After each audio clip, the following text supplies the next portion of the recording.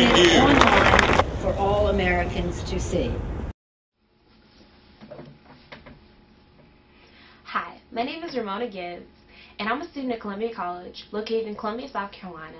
I am on Capitol Hill at this very moment, just a few blocks away from the Capitol itself, where all the remarkable activities will be taking place in 1 week's time. So I feel like we should have a little heart-to-heart right now if this relationship is going to continue, because, yeah, I think I'm just going to be upfront and honest that people not by any means am I a professional videographer, nor have I had extensive experience on the Capitol. You'll see like the man that was going bald, that was in the left side of my shot when I was filming him. He was edging in on my shot from the very beginning, and then once he like went off because he so rudely had his cell phone on during the press conference. I don't know, like, this is your job. I would think you do a better job, you know, be professional and turn off your cell phone. But anyway. Candidates, I've arranged that we can get an interview for him. I'm just going to ask him a few questions. And, excuse me. Bob said you guys had a you still in my today, shot. you and Rachel, and I wanted to see if you guys knew anything. I could ask him anything. Overall impressions of the press conference, it was surreal, to say like the least. I got to see the camera crews filming, and I got to see the press individuals and just throwing questions out there, and I got to see how these public officials handled them. Like, they handled them. I mean, they are professionals, really, they are. But the ease in which they handled them, you know, took me aback and really made my vote of confidence in them go up. Here's what our health insurance reform legislation will mean to American families, workers, and the economy. Thank you, insurance companies of America. So it was just like, I guess, you know, you expect like when things are on camera, things get cut and whatnot a lot of times. Sometimes people answer a question with such elegance and ease and have so much wit in it that you just will be like, it's not even real. And you know that we have reality TV out there, and that's not even real either. So, you know, you question what you see. You should question what you see on TV. For Americans struggling with the cost of health care, this is an urgently needed bill. So here we are for nearly a century. It's really over a century. Everyone here knows someone who has struggled to get adequate health care or has suffered discrimination because of a chronic illness or disease. That there are people out there that disagree with you, but to keep pressing on because you are so absolutely confident about what you're saying. You are so determined and dedicated to change what you perceive as a great injustice that's being done to people, as your people, your fellow American citizens, that you press on regardless. Holding the insurance industry accountable and peace of mind for you and your family.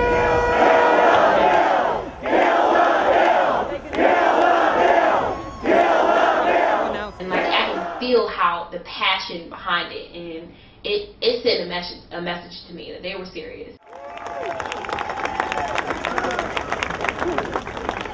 Thank you, Steve, and thank all of you for being here in the fight for freedom. Thank you.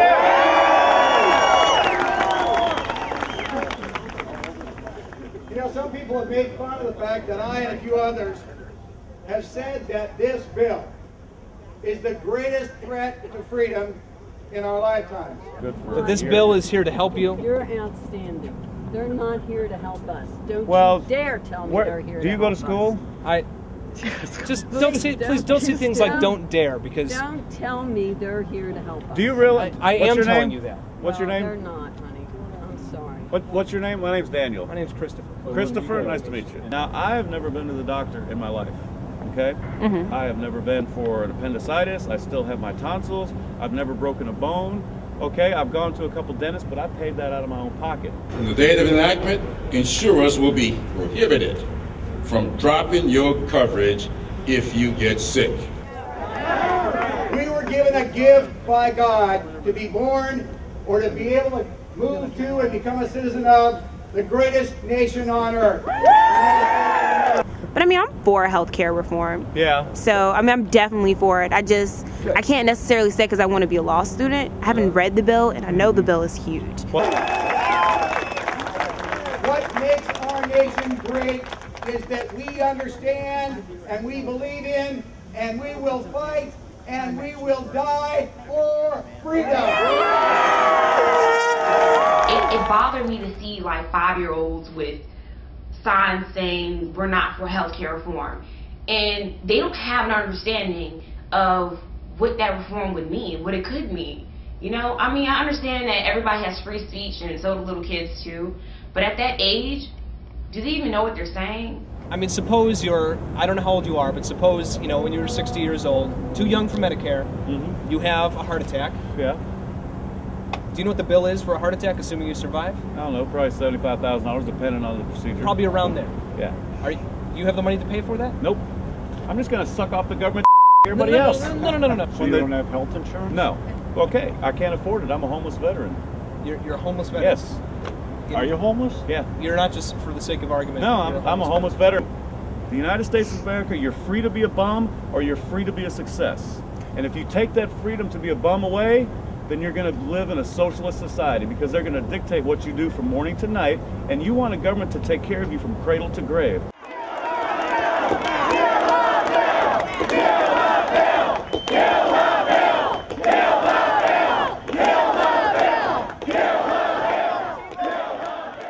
I do not have all 1,990 pages. That's right. So let's not talk about the specifics of the bill, because you can make something up and I could make something up. I'm not making it up, though. I'm just saying, you can fact check it. From my perspective, I will when I get home. Yeah. But for the purpose of this discussion, neither of us can fact check each other. We're going to go check it out. All right. Reality is that most Americans aren't aware of what's going on in the government.